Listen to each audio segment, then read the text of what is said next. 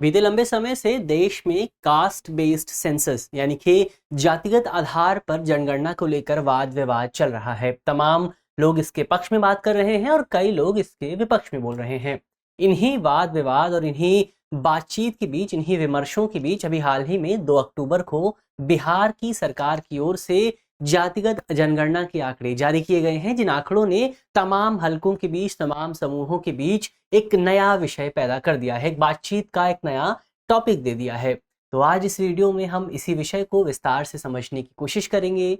हम जानेंगे कि आखिर कास्ट बेस्ड सेंसस से क्या निकल करके आया है, बिहार की डेमोग्राफी क्या है, उस पर बात करेंगे। ये जो सेंसस जारी हुआ है, इस सेंसस की वजह से हमें क्या इम्प्लीकेशंस देखने को मिल सकते हैं, उस पर भी बात करेंगे। कास्ट बेस्ड सेंसस के इतिहास को समझेंगे और इसकी आलोचना क्यों हो रही है, उस पर भी बात करेंगे। मेरा नाम है अक्षय और आपका स्वागत है दृष्टि आईएएस की इस नई वीडियो में। तो चलिए वीडियो की शुरुआत करते हैं और सबसे पहले वीडियो की रूपरेखा को समझ लेते हैं। तो वीडियो में सबसे पहले हमने न्यूज़ यानी कि खबर की बात की। खबर के बाद हम बात करेंगे कि बिहार की जो जातिगत जनगणना से जुड़े आंकड़े हैं, इन आंकड़ों का निहितार्थ क्या हो सकता है, कि ये आंकड़े बताते क्या हैं, उनको जानेंगे। इसके अलावा इसके प्रभावों पर चर्चा करेंगे, इसके इतिहास पर बात करेंगे, आलोचना को भी समझेंगे और अंत में एक प्रश्न पर भी बात होगी। प्रश्न जो होगा वो प्रीलिम्स का होगा और आप कमेंट बॉक्स में इस सवाल का जवाब दे सकते हैं। इसके अलावा ये जो पूरा विषय है मुख्य तौर पर सामान्य अध्ययन प्रश्न पत्र 2 से जुड़ा हुआ है और आप इसे भारतीय समाज और अल्पसंख्यकों से संबंधित मुद्दे, ये खंड है, इन खंडों से आप इस पूरे विषय को जोड़कर देख सकते हैं। तो चलिए वीडियो की शुरुआत करते हैं और सबसे पहले जानते हैं कि बिहार सरकार की ओर से ये जो कास्ट बेस्ड सेंसस किया गया है, इस सेंसस से क्या निकल के आया है। तो इस पूरे सेंसस से जो सबसे पहली और सबसे इंपॉर्टेंट बात निकल के आई है वो ये है कि वर्तमान समय में बिहार की जो जनसंख्या है वो 13.07 करोड़ के आसपास पहुंच गई है, जो कि 2011 की जनगणना थी उसके मुताबिक बिहार की जो जनसंख्या थी वो तकरीबन 10 करोड़ के आसपास थी। यानी कि बिहार की जनसंख्या में पिछले कुछ समय में बढ़ोतरी देखने को मिली है। तो ये पता चला है इस सेंसस से। इसके अलावा कास्ट को लेकर क्या पूरी डेमोग्राफी मौजूद है बिहार में, उसकी बात करें तो इस पूरे सेंसस से पता चलता है कि बिहार में जो एक्सट्रीमली बैकवर्ड क्लास की कम्युनिटी है उसकी संख्या बिहार में सबसे ज्यादा है। इसके अलावा जो एक्सट्रीमली बैकवर्ड क्लास की संख्या है वो तकरीबन राज्य की कुल जनसंख्या का 36% के आसपास है, जिनकी जो आबादी है, अगर उनकी पॉपुलेशन की बात करें तो उनकी पॉपुलेशन तकरीबन 4.71% है। तो ये तो एक्सट्रीमली बैकवर्ड क्लास हुआ। इसके अलावा अदर बैकवर्ड क्लासेस की बात करें जिसमें मुख्य तौर पर बैकवर्ड क्लासेस की थोड़ी प्रभुत्वशाली कम्युनिटी शामिल होती हैं, उनकी बात करें तो उनकी जो संख्या है वो तकरीबन 27.13% के आसपास है। यानी कि इनकी जो आबादी है वो तकरीबन 3.55 करोड़ है। तो ये तो अदर बैकवर्ड क्लासेस की बात हुई और एक्सट्रीमली बैकवर्ड क्लासेस की बात हुई। इसके बाद शेड्यूल कास्ट और शेड्यूल ट्राइब की बात करें तो शेड्यूल कास्ट राज्य की कुल जनसंख्या का तकरीबन 19.65% है और इनकी जो आबादी है वो 2.57% है। शेड्यूल ट्राइब की बात करें तो इनकी जो कुल संख्या है वो तकरीबन 1.6% के आसपास है। और अंत में आते हैं अनरिजर्व्ड कैटेगरी के लोग। ये जो तमाम लोग हैं ये रिजर्व्ड कैटेगरी के लोग हैं। इसके बाद बारी आती है अनरिजर्व्ड कैटेगरी यानी कि अनारक्षित समूह की, जिस अनारक्षित समूह की राज्य की जो संख्या है वो तकरीबन 15.5% के आसपास है, जो कि राज्य की कुल आबादी का तकरीबन 2.0 करोड़ हिस्सा अपने आप में शामिल करता है। तो ये राज्य की डेमोग्राफी हुई कास्ट के आधार पर। तो इस पूरी डेमोग्राफी के आधार पर, इस पूरी जनगणना के आधार पर हम कह सकते हैं कि राज्य में अदर बैकवर्ड क्लासेस और एक्सट्रीमली बैकवर्ड क्लासेस, इनकी संख्या को अगर आप मानेंगे, इनको अगर आप ऐड करेंगे तो ये मेजॉरिटी में आते हैं। तो यहाँ पर हम देख सकते हैं कि इनकी जो संख्या है राज्य में वो सबसे ज्यादा है। इसके अलावा ये जो पूरी जनगणना की गई, इस जनगणना में न केवल कास्ट को शामिल किया गया बल्कि इस जनगणना में रिलीजन के आधार पर भी डिस्टिंक्शन करने की कोशिश की गई। जैसे जनगणना बताती है कि बिहार में जो हिंदू कम्युनिटी के लोग हैं उनकी संख्या तकरीबन 81.99% के आसपास है। यानी कि अगर आप इसको राउंड फिगर करेंगे तो ये 82% के आसपास आ जाएगा। इसके अलावा मुस्लिम कम्युनिटी की बात करें तो ये तकरीबन 17.70% के आसपास है। इसके बाद बारी बुद्धिस्ट कम्युनिटी की आती है 0.09% के आसपास। फिर क्रिश्चियन कम्युनिटी है 0.05% के आसपास और फिर सिख कम्युनिटी है 0.01% के आसपास। तो ये राज्य की रिलीजियस डेमोग्राफी हुई और ये राज्य की कास्ट बेस्ड डेमोग्राफी हुई। तो हमने दोनों के आंकड़ों को समझा कि राज्य के जो आंकड़े जारी किए हैं उन आंकड़ों से क्या निष्कर्ष निकल करके आया है। इसके अलावा इस पूरे सेंसस की एक विशेष बात ये भी थी कि इसमें न केवल सामाजिक डेटा एकत्र किया गया बल्कि इस पूरे सेंसस में आर्थिक डेटा को भी एकत्र किया गया। यानी ये सेंसस ये भी बताता है कि राज्य में जो पिछड़ा वर्ग है उसमें अमीरियत कितनी है, उसमें गरीबी कितनी है, इसको लेकर भी डेटा एकत्र किया गया है। तो ये तो पूरे डेटा की बात हुई, हमने डेटा को समझने की कोशिश की। अब हम आगे बढ़ते हैं और ये जानने की कोशिश करते हैं कि ये जो जातिगत जनगणना की गई है, इस जनगणना का प्रभाव क्या रहने वाला है, यानी कि इसके इम्पैक्ट की बात करते हैं।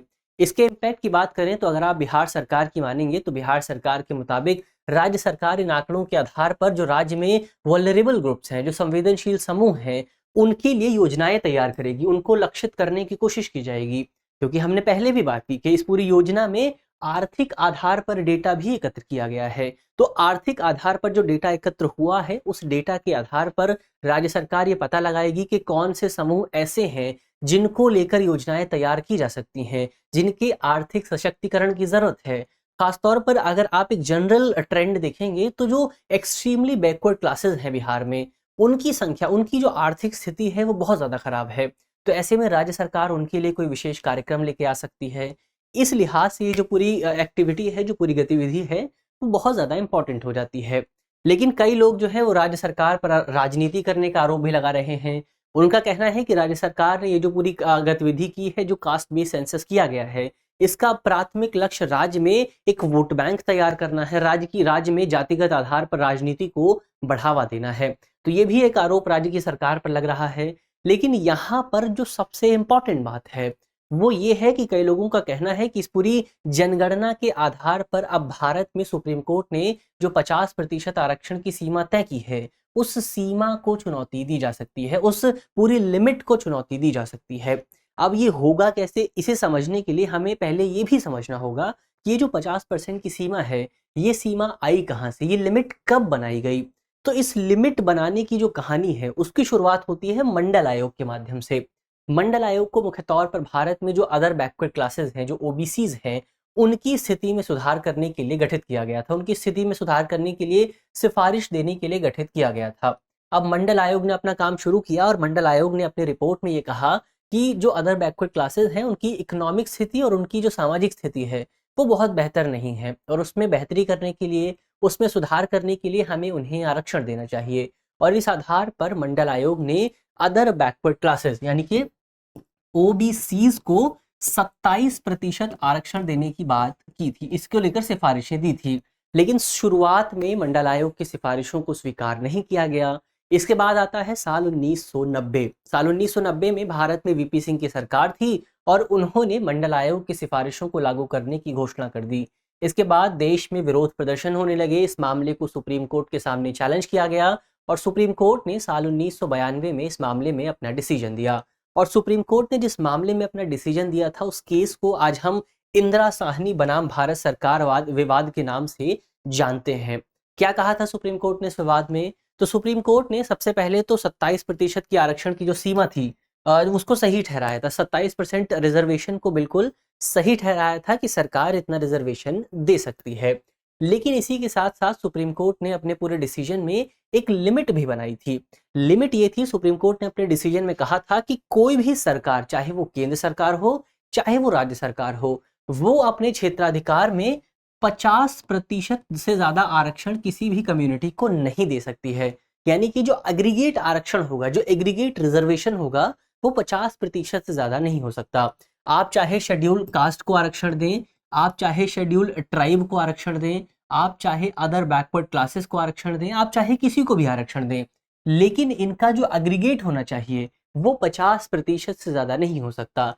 ऐसा सुप्रीम कोर्ट ने साल 1992 के अपने डिसीजन में कहा था और इसी डिसीजन को हम मंडल केस के नाम से भी जानते हैं।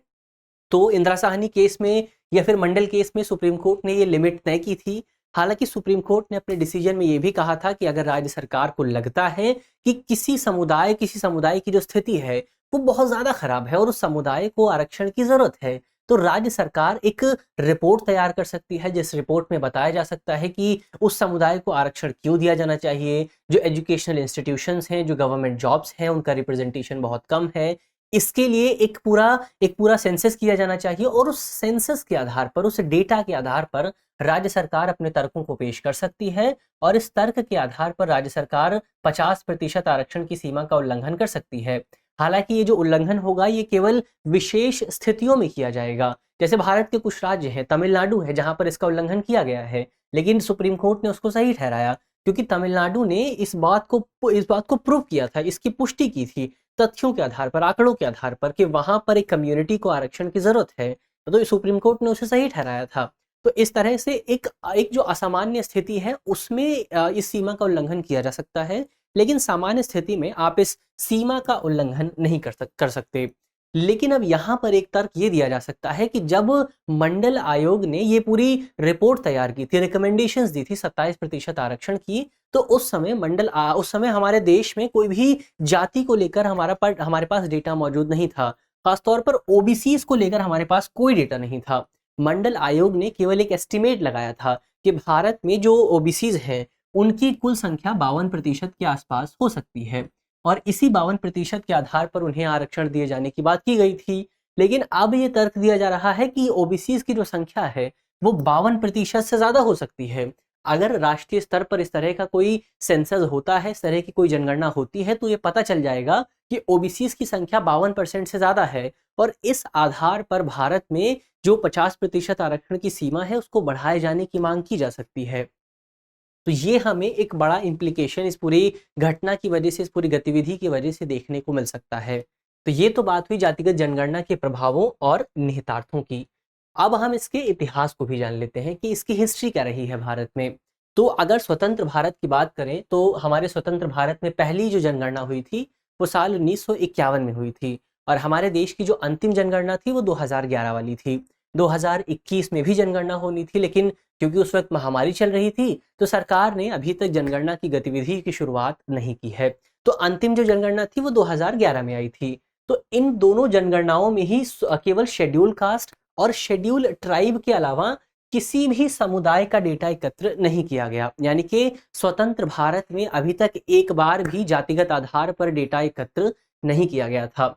इससे पहले जातिगत आधार पर जो अंतिम डेटा एकत्र हुआ था वो डेटा 1931 का है। इसके बाद 1941 में भी जातिगत आधार पर डेटा जरूर एकत्र किया गया था, लेकिन ब्रिटिश सरकार की ओर से उस डेटा को प्रकाशित नहीं किया गया था, और वहीं से जो पूरी प्रथा है जातिगत आधार पर डेटा एकत्र करने की, ये प्रथा समाप्त हो जाती है। तो 1941 में हमारे जो जनगणना कमिश्नर थे, जो सेंसस कमिश्नर थे, उनका नाम था MWM येट्स। इन्होंने कहा था कि ये जो जातिगत आधार पर डेटा एकत्र करने की जो प्रोसेस है, जो गतिविधि है, वो अपने आप में बहुत ज़्यादा समय लेती है और इसकी वजह से बहुत ज़्यादा लागत भी लगती है। और यही वो दौर था जब विश्व में सेकेंड वर्ल्ड वॉर चल रहा था। ब्रिटेन को बहुत ज़्यादा रिसोर्सेज की ज़रूरत थी, तो इस एक्टिविटी को करने के लिए रिसोर्सेज जो लगाए जाते थे उन रिसोर्सेज को निकालकर सेकेंड वर्ल्ड वॉर में लगा दिया गया। तो इसके बाद ये एक्टिविटी भारत में बंद हो गई। तो भारत में 1931 के बाद एक बार भी जातिगत आधार पर डेटा एकत्र नहीं किया गया। ये उसके इतिहास की बात हुई। अब हम आगे बढ़ते हैं और जानते हैं कि जातिगत आधार पर जो जनगणना की गई है उसकी आलोचना क्यों होती है। हमने उसके पक्ष की बात कर ली कि इसके आधार पर आप किसी समूह को टारगेट कर सकते हैं, उस समूह की स्थिति में सुधार कर सकते हैं, उसका इम्प्रूवमेंट कर सकते हैं, उसका एम्पावरमेंट कर सकते हैं। लेकिन आलोचना क्या है, आलोचना की बात करते हैं। तो अगर हम जातिगत आधार पर जनगणना करते हैं तो इसकी सबसे बड़ी कमी ये है कि इसके माध्यम से भारत में जाति के आधार पर विभाजन जो है वो और ज़्यादा बढ़ जाएगा। हम पहले ही धर्म के आधार पर बहुत ज़्यादा विभाजित हैं, अब हम जाति के आधार पर भी और विभाजित हो जाएंगे। तो एक ही इसका सबसे बड़ा नुकसान है। तो हमारा जो सोशल फैब्रिक है, जो हमारे समाज का ताना बाना बना हुआ है, जिसमें हम सभी एक साथ मिलकर रहते हैं, वो ताना बाना इस पूरी जनगणना की गतिविधि से बिगड़ सकता है। एक तो ये तर्क हुआ। दूसरा तर्क ये है कि इस गतिविधि की वजह से अक्सर जो राजनीतिक दल हैं वो वोट बैंक बनाने की कोशिश करते हैं। अक्सर ये देखा जाता है कि जो राजनीतिक दल हैं वो केवल इसीलिए जातिगत जनगणना की मांग करते हैं कि उन्हें ये पता चल सके कि उनका वोट बैंक कितना है, उनकी जाति के लोग कितने हैं। तो जातिगत समीकरण तैयार करने की कोशिश की जाती है। इसके अलावा इसकी एक आलोचना ये भी है, इसका एक क्रिटिसिज्म ये भी है कि इसके माध्यम से देश में जो पहचान की राजनीति है, पॉलिटिक्स ऑफ आइडेंटिटी जो है, उसको बढ़ावा मिलता है। जैसे आपने देखा होगा कि जब मंडल आयोग, उस समय जब मंडल आयोग को लेकर आंदोलन हो रहे थे, तो बहुत सारे राजनीतिक दलों की शुरुआत हुई थी, जो केवल अपनी कास्ट आइडेंटिटी के आधार पर काम करते हैं। तो ये भी इसका एक बड़ा मसला है कि हमारे देश में कास्ट आइडेंटिटी जो है, वो और ज़्यादा मजबूत हो जाती है। इसके अलावा हम इससे ज़रूरी मुद्दों से ध्यान भटक जाता है हमारा, जैसे बेरोज़गारी का मुद्दा हो गया, रोज़गार का मुद्दा हो गया, खाने का मुद्दा हो गया, भोजन का विषय है, इसके अलावा कपड़ों का है, मकान का है, गरीबी का है। इस तरह के जो ज़रूरी विषय हैं, उनसे हमारा ध्यान भटक जाता है और हम जाति के आधार पर, समुदाय के आधार पर, व्यक्ति विशेष के आधार पर मतदान करने चले जाते हैं, जिसकी वजह से हमारे समुदाय का विकास ही रुक जाता है। ये भी इसका एक नकारात्मक पक्ष है। इसके अलावा जातिगत जनगणना के आधार पर जो रिपोर्ट जारी की गई है, उसको लेकर कई जानकारी आशंका जता रहे हैं कि बिहार के अलावा कई दूसरे राज्य भी इस तरह की एक्टिविटी कर सकते हैं, और जब वहां पर एक्टिविटी होगी, इस तरह की कोई गतिविधि होगी, तो जाहिर तौर पर राष्ट्रीय स्तर पर भी इसकी मांग की जा सकती है। और जब राष्ट्रीय स्तर पर मांग होगी, तो हमें मंडल कमीशन के दौरान जो हिंसा देखने को मिली थी, उस तरह की हिंसा एक बार फिर से देखने को मिल सकती है। एक बार फिर से कास्ट जो आइडेंटिटी है, वो और ज्यादा मजबूत हो सकती है। तो हिंसा की संभावनाएं भी इससे और ज़्यादा बढ़ सकती हैं। तो ये कुछ आलोचनाएं हुई, जिन आलोचनाओं के आधार पर ये जो जातिगत जनगणना की गतिविधि है, उसकी आलोचना की जाती है। तो ये हमने आलोचना की भी बात कर ली। तो हमने इससे जुड़े जो तमाम पहलू थे, उन पहलुओं को समझ लिया है कि जातिगत जनगणना क्या होती है। इस पूरी जनगणना के दौरान जो बिहार सरकार ने रिपोर्ट जारी की है, उससे क्या निकल कर के आया है। इसके अलावा इस गतिविधि की आलोचना क्यों होती है, इसका इतिहास क्या रहा है। अब अंत में इस पूरे विषय से जुड़े एक सवाल की भी बात हो जाए।